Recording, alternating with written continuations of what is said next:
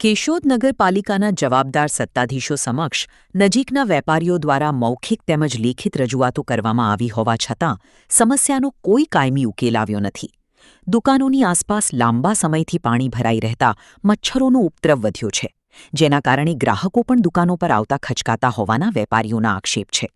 નગરપાલિકાના સત્તાધીશો દ્વારા કોઈ નક્કર કાર્યવાહી કરવામાં ન આવતા આખરી વેપારીઓએ પોતાના ખર્ચી રિક્ષામાં રેતી અને ધૂળ ભરી લાવી દુકાનોની આગળ પાથરવાની ફરજ પડી છે.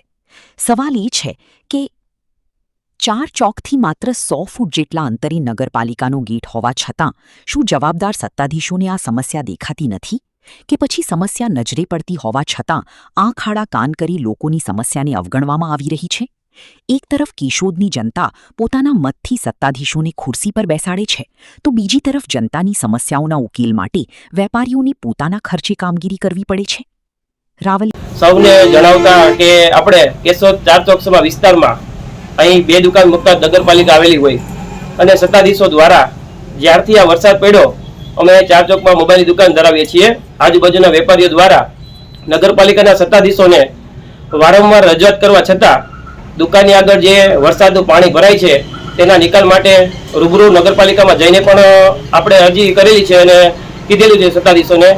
તે છતાંય સત્તાધીશો નગરપાલિકા આપણે 2 દુકાન અહીં બાજુમાં મૂકતા જ છે, દરરોજ અહીંથી નીકળવાનું હોય છે સત્તાધીશોને.